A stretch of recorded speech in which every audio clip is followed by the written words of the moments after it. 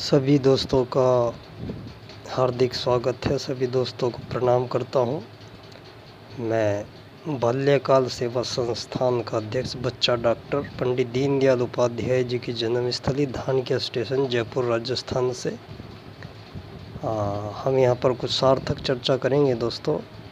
विशेष समय में विशेष चर्चाएं होंगी। अपना लाइव मैं प्रारंभ करूं तो परम पूज्य गुरुदेव परम वंदनीय माता जी सूक्ष्म रूप से विद्यमान हैं और गायत्री मंत्र के माध्यम से हम अपने लाइव का प्रारंभ करेंगे दोस्तों। सभी लोग कमर सीधी करें, आंखें हल्की बंद करें दोस्तों, और हमारे साथ गायत्री मंत्र एक बार सभी बोलेंगे। ओम भूर्भुवः स्वः तत्सवितुर्वरेण्यं भर्गो देवस्य धीमहि धियो यो नः प्रचोदयात्। ओम गुरुर्ब्रह्मा गुरुर्विष्णु गुरुरेव महेश्वर गुरुर्साक्षात् परब्रह्म तस्मै श्री गुरुवे नमः। अखण्डमण्डलाकारं व्याप्तं येन चराचरं तत्पदं दर्शितं येन तस्मै श्री गुरुवे नमः। दोस्तों, आज बड़ा विकट समय आप लोग देख ही रहे होंगे कि पूरी दुनिया में ये कोरोना वायरस की वजह से ऐसा कोई कोना बचा नहीं है दुनिया में जहां लाशों के अंबार नहीं लग गए हों। तो ये आज पहली बार नहीं हो रहा है दोस्तों। यहाँ धरती पे ये मानव के बीच में ये एक दूसरे की हत्याएं, युद्ध, शोषण, ये प्रताड़नाएं, ये बहुत समय से यहाँ चल रही हैं दोस्तों। तो यहाँ कई सारे प्रश्न दिमाग में आए और उनको मैंने ढूंढने की कोशिश की। तो दोस्तों, एक सवाल ये कि मानव का हत्या क्यों करेगा? एक मानव को क्या अधिकार है कि दूसरे मानव की हत्या करेगा? एक मानव को किसने अधिकार दिया वो दूसरे का शोषण करेगा? एक मानव को ये किसने अधिकार दिया कि वो दुनिया को प्रताड़ित करेगा? और दोस्तों, ये युद्ध जो लड़े जा रहे हैं, ये इनका निराकरण करना बहुत ज़रूरी है इस समय। ये ईसा से भी 540 साल पहले युद्धों की शुरुआत हुई थी। और दोस्तों, धरती पे पहले मानव जब आए तो यहाँ पर सतयुगी समाज था। ना कोई राजा थी, ना कोई प्रजा थी, ना कोई दंड था, ना कोई दंडिक था। यहाँ ये लाखों साल तक चलने वाला सतयुगी समाज था। दोस्तों, ये सतयुगी समाज इसलिए था क्योंकि मानव धरती पे आता है, रहता है और जाता है, आता है, रहता है और जाता है। तो ये धरती क्या है? ये धरती एक ग्रह है। ये ग्रह किसी ने मानव ने नहीं बनाया है। तो और मानव यहाँ का प्राणी है भी नहीं दोस्तों। ये धरती का प्राणी वो है नहीं, वो कहीं और से आता है और वो कहीं और जाता है मरने के बाद, और वहीं से आता है। तो यहाँ धरती पे उसका कोई अधिकार नहीं होता है दोस्तों। ये धरती माता हम कहते हैं इसको, क्योंकि ये जननी है, पोषक है।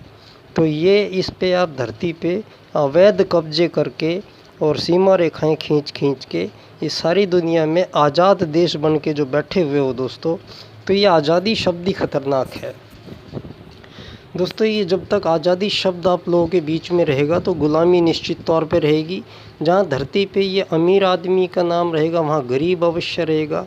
जहाँ कहीं मालिक होगा तो नौकर भी ज़रूर होगा। तो ये जो व्यवस्थाएं निर्माण की जो प्रक्रियाएं थी, ये सतयुगी समाज के बाद में यहाँ सत, रज और तम 3 प्रकृति होती है दोस्तों। तो रज और तम की जैसे ही बढ़त हुई तो लोगों के चिंतन, चरित्र और व्यवहार में त्रुटियाँ आनी शुरू हुई, और उसी का परिणाम रहा कि बाद में मानवियों के बीच में कत्लेआम और युद्धों की शुरुआत हो गई थी। और दो विश्व युद्ध बड़े भारी लड़े गए थे पहले, और ये तीसरा विश्व युद्ध आप देख लीजिए जो बड़ा पैमाने पे लड़ा जा रहा है एक वायरस की वजह से, और ये चीन की वजह से इसको पूरी दुनिया में ये हाहाकार मच गया है। और अभी आपका मन नहीं भरा है, अभी आप परमाणु बम तैनात करके सारी दुनिया बैठी हुई है, और इज़राइल और वहाँ पर तो युद्ध की शुरुआत हो भी गई है। तो दोस्तों, ये युद्ध लड़ने वाले और लड़ाने वाले, ये है राजनीति दुनिया में। ये जितनी भी सीमा रेखाएं खींच के आज़ाद देश बने बैठे हैं, इन आज़ाद देश में दोस्तों एक तो सरकार है और एक पब्लिक है हर देश में। ये सरकार कितनी है, 2 से 3% होगी सारी दुनिया में। ये 2 से 3% लोग जो हैं, ये सारी दुनिया में ये हाहाकार कत्लेआम, ये अमीर गरीब मालिक नौकर के ये खेल, ये बड़े समय से दोस्तों ये लड़े जा रहे हैं और इनका कोई निराकरण मिल नहीं रहा है किसी को। परम पूज्य गुरुदेव ने आश्वासन दिया था दोस्तों, आप परम पूज्य गुरुदेव के बारे में आप देख सकते हैं। परम पूज्य गुरुदेव ने पहले कह दिया था कि भाई बड़ा विकट समय आएगा और इतना बड़ा परिवर्तन इतनी जल्दी से होने वाला है कि आप कल्पना भी नहीं कर सकते। परम पूज्य गुरुदेव ने कहा कि बड़ा विशेष समय में हम लोग आए हैं और ये विशेष समय है कि जब युग परिवर्तन होने वाला है दोस्तों। तो युग परिवर्तन का मतलब ये है कि आमूल-चूल परिवर्तन जो है मानवीय चिंतन में होने जा रहा है और मानव में गुरुजी ने कह दिया देवत्व का उदय होगा, धरती पे स्वर्ग का अवतरण होगा। तो महाकाल का अवतरण होता है दोस्तों। तो जब एक तरफ गुरुजी ने कहा है कि संहार होगा और एक तरफ सृजन होगा, तो ये संहार आप देख ही रहे हैं और सृजन ये आ चुका है जो आपको अभी दिखाई नहीं दे रहा है, लेकिन सृजनशील आत्माएं सृजन हेतु अपने पुरुषार्थ में लगी हुई हैं दोस्तों। हाँ, सारी दुनिया में कोरोना ने इफ़ेक्टेड किया दोस्तों। मैं दावे के साथ कहता हूँ, हमारे परम पूज्य गुरुदेव के शांति कुंज में आके जाके देख लीजिए, वहाँ कम से कम 10,000 लोग तो रहते ही होंगे। एक भी आदमी वहाँ कोरोना पॉजिटिव नहीं मिलेगा आपको। वहाँ किसी भी प्रकार की कोई कोरोना से, जहाँ सारी दुनिया में हाहाकार मचा हुआ है, उस दिव्य पावन क्षेत्र में वहाँ एक भी व्यक्ति कोरोना अफेक्टेड नहीं मिलेगा दोस्तों आपको। कारण दोस्तों वहाँ सामूहिक पुरुषार्थ से साधनाएं चलती है, सामूहिक पुरुषार्थ से वहाँ डेली यज्ञ होता है। तो यज्ञ दोस्तों, यज्ञ खाली अग्नि जला के और उसमें सामग्री डाल के और मंत्र जो बोले जाते हैं, तो इनके वैज्ञानिक प्रभाव हैं दोस्तों। हमारे ब्रह्मवर्चस्व शोध संस्थान में और देव संस्कृति विश्वविद्यालय में आप जाएंगे तो आपको इन मंत्रों की शक्ति के बारे में, वहाँ यज्ञों की जो ऊर्जाएं निसर्त होती है, उसका परिवेश पे, परिकर पे जो उसका प्रभाव आता है, वो आप वहाँ पर रिसर्चेज हमारी जो चल रही हैं और बहुत सारी रिसर्चेज आप वहाँ पर देख सकते हैं। और आप देखेंगे कि ये जो हमारे सनातन जो भारत है, जो करोड़ों वर्ष से जो वेद ज्ञान के आधार से धर्म अर्थ काम मोक्ष प्राप्ति के लिए जो जीवन यहाँ पर उन्होंने तय किया था, वो सर्वश्रेष्ठ जीवन था दोस्तों। यहाँ जितने भी हमें बहुत लोगों ने पहले हम पर बड़े कटाक्ष करते रहे, संदीप जी वेलकम, कि ये तो यज्ञ हवन पूजा पाठ इनका कोई मायने नहीं होते हैं। तो दोस्तों बहुत समय तक क्योंकि इसके ऊपर रिसर्चेज नहीं हो रही थी, तो हाँ बड़े हंसी लोगों में आई। और यहाँ तो भगवान श्री राम का भी अस्तित्व नकार दिया था। कांग्रेस सरकार ने हलफनामा पेश करके बोला था कि भगवान राम तो है ही नहीं। लेकिन नासा ने फिर बाद में अभी कुछ दिनों पहले ही नासा ने एक सैटेलाइट के माध्यम से भगवान श्री राम द्वारा बनाया गया जो पुल था, वो पुल आप उसकी पिक्चर आप देख सकते हैं, उन्होंने वो जारी की है। पानी के नीचे है जो पुल, लगभग थोड़ा बहुत टूटा फूटा है, बाकी वो है। तो 5,500 साल पहले भगवान श्री राम यहाँ हुए थे। अब ये बात नासा प्रमाणित कर रहा है दोस्तों। और उससे भी पहले दोस्तों ये एक ऐसा समय है कि जहाँ मानवीय चिंतन के अंदर बहुत बड़ी परिवर्तन आने वाला है। गुरुजी ने साफ साफ कह दिया था कि हम एक ऐसी दुनिया बसाने जा रहे हैं जिसमें ना तो कोई सीमा रेखाएं होंगी, ना धरती पे एक ही संविधान होगा, एक ही मुद्रा होगी, एक ही धर्म होगा, सब कुछ एक ही होगा दोस्तों। अब एक ऐसा समय परम पूज्य गुरुदेव ला रहे हैं और जितनी भी देव आत्माएं हैं वो सब भगवान श्री राम के जैसे है दोस्तों।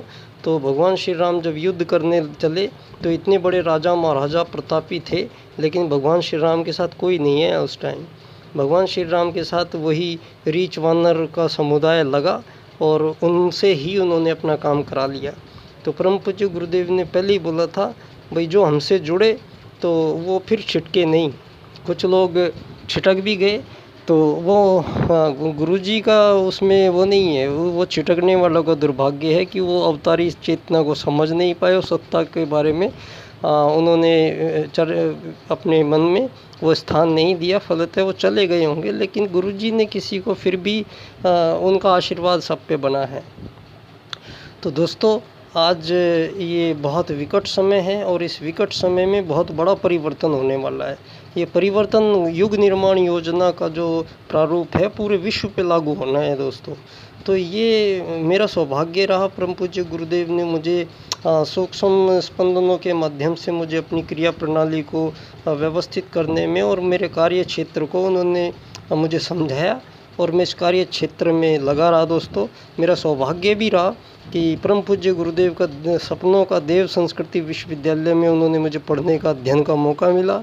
आदरणीय हमारे कुलाधिपति जी डॉक्टर प्रणव पांड्या जी के निर्देशन में हमने वहाँ अध्ययन किया और गुरुजी ने मुझे फिर ये पंडित दीनदयाल उपाध्याय जी की जन्मस्थली धानक्या जयपुर में मुझे भेजा दोस्तों। अब ये दीनदयाल उपाध्याय जी का और गुरुजी की युग निर्माण योजना का क्या आपस में कनेक्शन है, ये मैं पहले नहीं समझ पाया था।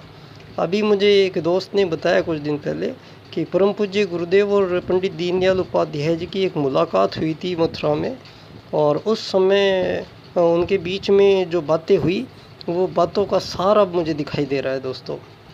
तो मैं तो गायत्री परिवार से हूँ दोस्तों, लेकिन मुझे अन्यथा एक संगठन बनाने की प्रेरणा मुझे मिली गुरु जी से, और मैंने यहाँ धानक्या जयपुर राजस्थान दीनदयाल जी की जन्मस्थली पे मैं 22 साल से यहाँ पे हूँ और पिछले 8 साल से मैंने यहाँ पर पहले तो दीनदयाल जी को समझा, दीनदयाल जी का कनेक्शन क्या है।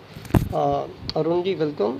तो दीनदयाल जी का दोस्तों कनेक्शन ये निकला कि ये एक ऐसे राजनीतिक व्यक्ति हुए जिन्होंने एक राजनीतिक दर्शन का निर्माण किया दोस्तों। ये राजनीतिक दर्शन धरती पे पहले राजा मनु थे, मनुवाद पहला राजनीतिक दर्शन भारत ने विश्व को दिया था, जो वेद ज्ञान आधारित था, धर्म अर्थ काम मोक्ष प्राप्ति के लिए जीवन था, ब्रह्मचर्य ग्रस्त वानप्रस्थ संन्यास के माध्यम से प्राप्त होना था, और योग में संसार की रचना का एक स्वप्न था दोस्तों। योग में यम नियम आसन प्राणायाम प्रताप धारणा ध्यान और समाधि, समाधि को मोक्ष कहते हैं। तो दीनदयाल उपाध्याय जी का ये रोल निकला। उन्होंने अपने जीवन काल में 3 मंत्र दिए दोस्तों। अंत्योदय, जिसको हमारे प्रधानमंत्री जी कई बार अक्सर दोहराते रहते हैं, और उसके अलावा उन्होंने 2 और मंत्र दिए जिन पे किसी का ध्यान आज तक नहीं जा ही नहीं रहा है और ना कोई चर्चा हो रही है। वो है पंडित दीनदयाल उपाध्याय जी का अर्थायाम। दोस्तों, दीनदयाल जी कहते हैं कि कोई भी मानव एक दूसरे की समस्याओं को हल करेगा, किसी काम आएगा, और उसके बदले में उसको हम धन देंगे, पैसा देंगे। ये विचार पश्चिम का है, भारत का नहीं है। भारत का विचार है सहभागिता। तो वेद के अनुसार जो दोस्तों धर्म का मतलब था वो हमने दुनिया को नहीं समझा पाए, त्रुटि माननीय रही। आज दुनिया में हजारों धर्म है, लेकिन सारे काम यहाँ धार्मिक हो रहे हैं, क्योंकि धर्म दोस्तों ईश्वर भी एक है और धर्म भी एक है। आप ईश्वर के 1000 नाम रखो और धर्मों के 1000 नाम रखो तो ये त्रुटि माननीय है। ये ईश्वरीय त्रुटि नहीं है, वेद की त्रुटि नहीं है। और वेद में मनु ने कभी जातियाँ नहीं बनाई थी, ये जातियाँ भी मानव ने बनाई दोस्तों बाद में, जिसका परिणाम ये रहा कि हजारों साल तक मानव के बीच में प्रताड़नाएँ चलती रहीं और बहुत बुरी दशा में पहुंच गया। तो मनुवाद का तिरस्कार लोगों ने किया। आज बहुत सारे लोग भारत में ही मिल जाएंगे जो मनु को गालियाँ देते हैं, तो उनके लिए शर्म के डूब के मर जाने वाली बात है, क्योंकि गहराई तक वो जाते नहीं हैं। और धर्म अर्थ काम और मोक्ष, इनकी जो परिभाषाएं थी शुद्ध रूप से, वो हमने त्रुटि करके और धर्म के अधर्म कर दिया, अर्थ का अनर्थ कर दिया, काम का भोग आज पूरी दुनिया में बना दिया, और मोक्ष को कोई मानता नहीं। तो दोस्तों, दीनदयाल जी यहाँ पर मनु के तिरस्कार के बाद में साम्राज्यवाद लाए, आप मार्क्सवाद लाए, लेनिनवाद लाए, नाजीवाद लाए, फांसीवाद लाए, आर्थिक उदारीकरणवाद लाए, वैश्वीकरणवाद लाए, ईसाईवाद लाए, इस्लामवाद लाए, भोगवाद लाए, इतने सारे वाद लाए, लेकिन कोई रास्ता आपको मिला नहीं दुनिया में। बस एक ही रास्ता जानते हैं आप लोग कि आक्रमण कर दो, सीमा रेखा के उस पार जाके उनको मार दो, वो हमको मारेंगे, हम उनको मारेंगे, उनका वो तेल वहाँ पर है, वो तेल पे वो कब्जा करके बैठे हैं, उस तेल को हमें नहीं मिलता है। दोस्तों, जितने भी मानव धरती पे जिंदा हैं उनका सभी प्राकृतिक स्रोतों पे बराबर का अधिकार है। तो ये कुछ लोग त्रुटिपूर्वक ऐसे राजनीतिक नियम बना के बैठे हैं जिनकी वजह से यहाँ हजारों सालों से मानवों के बीच में इस प्रकार की त्रुटियाँ हैं कि जिसका निराकरण संभव नहीं है उनकी भाषा में। ये पूंजीवाद है दोस्तों। जहाँ पूंजीवाद होगा ये एक अंतहीन लड़ाई है जो कभी ख़त्म नहीं हो सकती। तो पूंजीवाद को हटाना पड़ेगा दोस्तों बीच में से मानव के। ये पूंजीवादी जड़ है सब हर चीज़ों की। तो पूंजी अर्थ, वेद में अर्थ का मतलब है कि समस्याओं का निराकरण कीजिए। वहाँ पर कोई लक्ष्मी, धन, रुपया, सोना, चांदी, पैसा उसका मतलब नहीं है। वेद में अर्थ का मतलब है कि मानव समुदाय धरती पे जाएगा, उसको कुछ समस्याएं आएंगी तो आपस में मिलजुल के उसका निराकरण कीजिए। तो समस्या का निराकरण करने के लिए कहा था दोस्तों। आपने ये धन, रुपया, पैसा बनाने के लिए नहीं कहा था। अमीर गरीब मालिक नौकर का खेल खेलने के लिए नहीं कहा था। दीनदयाल जी ने स्पष्ट कर दिया है, बोले राजनीति बाद में कीजिए, पहले मानव है कौन ये बताइए। तो मानव है कौन? मानव यहाँ का प्राणी नहीं है। हम यहाँ के प्राणी नहीं हैं दोस्तों। हम कहीं से यहाँ आते हैं, फिर थोड़े दिन रहते हैं और मरने के बाद फिर वहीं चले जाते हैं जहाँ से हम आए थे। वो हमारा मुख्य स्थान है। तो धरती पे हमारा कोई अधिकार नहीं है दोस्तों। ये जितने भी यहाँ अवैध अतिक्रमण करके या आज़ाद राष्ट्र बन के बैठे हुए जो सीमा रेखाएं खींच के और ये सरकार के माध्यम से ये अमीर गरीब मालिक नौकर का खेल जो खेल रहे हैं हजारों सालों से, अभी इसका निराकरण का समय आ गया है दोस्तों। अभी दीनदयाल जी कहते हैं मानव मूल रूप से एक आत्मा है, परमात्मा का अंश है, शरीर धरती का केवल एक यात्री है। तो सारे यात्री धरती पे हम लोग यात्रा में आए हैं और यात्री सब बराबर होते हैं। यात्री में कोई अमीर गरीब मालिक नौकर का कि ये जो जंजाल है ये इंसान ने रचा है, तो ये दूर होगा अर्थायाम आधारित एकात्मानवाद से। दीनदयाल जी कहते हैं आत्मा मान के सबको धरती पे राजनीति कीजिए तो ये सारा जंजाल ख़त्म हो जाएगा। अर्थायाम मतलब पैसे की ज़रूरत नहीं है दुनिया में। वो कहते हैं पैसा किसी के पास ज़्यादा नहीं होना चाहिए, ना किसी के पास कम होना चाहिए। तो ऐसी व्यवस्था यहाँ अर्थायाम आधारित एकात्मानवाद से बनेगी और ये पूरी दुनिया का राजनीतिक चिंतन मंत्र जो बन के आया है ये है दोस्तों मानव एकात्मवाद से समग्र व संपूर्ण वैश्वीकरणवाद। इसका मतलब ये हुआ दोस्तों आत्मवत् सर्वभूतेषु और वासुदेव कुटुम्बकम का मिलान है ये, जो हजारों साल बाद में होगा। तो ये विश्व न्यायालय में मैं इस मुद्दे को ले जाके सारी दुनिया के राजनीतिक वाद को परिवर्तन करने की जिम्मेदारी मुझे सौंपी गई है। तो आप सब लोगों से मेरा निवेदन है कि मेरे 3 व्याख्यान मैं कर चुका हूँ अपने विषय पे और 25 सितंबर को यहाँ धान किया जयपुर राजस्थान में दीनदयाल जी की जन्म स्थली पे मैं फिर एक व्याख्यान करने वाला हूँ। मेरा विषय है मानव एकात्मवाद से समग्र व संपूर्ण वैश्वीकरणवाद। दोस्तों इसका सीधा सा मतलब है कि एक नई दुनिया जो गुरुजी का युग निर्माण योजना पूरे संसार पे लागू होनी है वो होगी एक राजनीतिकवाद के परिवर्तन से। और ये वो राजनीतिकवाद है दीनदयाल जी का अर्थायाम आधारित एकात्मानवाद। तो ये आपका दीनदयाल जी का एकात्मानवाद हमारे वेदों का आत्मवत् सर्वभूतेषु है और आप वैश्वीकरण कहते हैं, आर्थिक उदारीकरणवाद कहते हैं। दोस्तों कुछ तो सही कहते हैं आप, लेकिन इसमें 2 शब्द और जोड़ दीजिए, समग्र व संपूर्ण वैश्वीकरणवाद। तो इसका मतलब हो जाएगा हमारा वासुदेव कुटुम्बकम। तो ये आत्मवत् सर्वभूतेषु और वासुदेव कुटुम्बकम, इन 2 शब्दों पे मेरा व्याख्यान है दोस्तों। इन 2 शब्दों को मैं विश्व न्यायालय में ले जाके और पूरी दुनिया के राजनीतिक चिंतनवाद को एकात्मानवाद से हम संचालित करने का ये हमारा लक्ष्य है दोस्तों। और परम पूज्य गुरुदेव हमारे साथ है। उनकी जो हमारा नवयुग का जो संविधान है लिखा है गुरुजी ने, वो संविधान सारी दुनिया का नया संविधान बनने जा रहा है। उसके लिए हम प्रयासरत है, उसी पे हम कार्य कर रहे हैं दोस्तों। तो बहुत बहुत धन्यवाद आप लोगों का। मैं दोबारा फिर लाइव आऊँगा, फिर चर्चाएँ जारी रहेंगी। मैं बाल्यकाल सेवा संस्थान का अध्यक्ष, बच्चा डॉक्टर कहते हैं मुझे, डॉक्टर रविंद्र चौधरी मेरा नाम है। आप सब लोगों को मैं प्रणाम करता हूँ, गुरुदेव को पुनः नमन करता हूँ।